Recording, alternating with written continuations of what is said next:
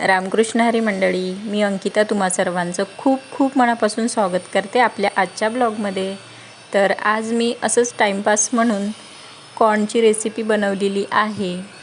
आपल्या मुलांना मधल्या वेळेत खाण्यासाठी काही ना काही नवीन असं हवं असतं, तर त्यासाठी म्हणून मी आज चटपटीत असे कॉर्न तयार केले।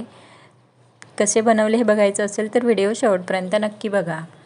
तर माझ्याकडे काही सुकलेले कॉर्न होते, 2-3 पडलेले। म्हटलं चला आज यापासनं काहीतरी बनते का बघूया। कॉर्न सुकलेले होते, तर म्हटलं याला आधी छान असे उकडून घ्यावे। तर कुकरमध्ये मी कॉर्नला उकडून घेतले। त्यानंतर कढईमध्ये थोडं बटर घातलं। बटर छान असं मेल्ट झालं। त्यानंतर यामध्ये मी 2-3 पाकळ्या लसूणच्या घातल्या बारीक काप करून। अर्धा चम्मच ऑरिगॅनो घातलं। त्यानंतर 1 चम्मच मेयोनीज घातलं। 2 बारीक कापलेल्या हिरव्या मिरच्या घातल्या। सर्व छान असं परतून घेतलं। त्यानंतर जे उकडलेले कॉर्न होते ते ठेवून घेतले। तर मी आजच्या कॉर्नला पिझ्झाची टेस्ट दिली, त्यामुळे मुलांनी छान असं आवडीनं हे कॉर्न खाल्ले होते। आता यामध्ये टोमॅटो सॉस आणि पिझ्झा सॉस दोन्ही एकत्र केले होते मी, आणि ते दोन्ही सॉस घातले। छान असं परतून घेतलं।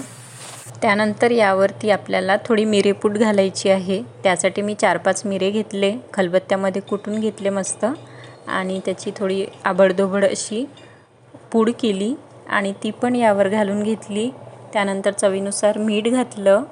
मीठ मी पाण्यामध्ये सुद्धा घातलं होतं जेव्हा कॉर्न उकडून घेतले त्यावेळेस, त्यामुळे थोडं टाकायचं। त्यानंतर थोडं आपल्याला काळं मीठ घालायचं आहे। चला तर मग इथे आपले चटपटीत कॉर्न तयार आहेत।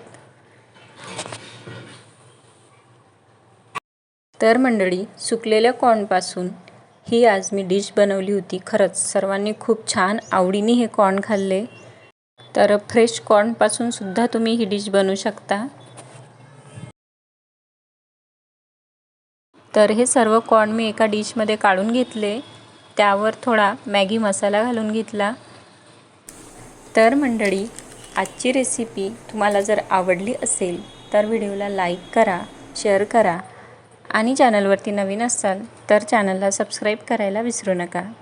भेटूया अशाच एका छानशा रेसिपीसोबत। तोपर्यंत बाय।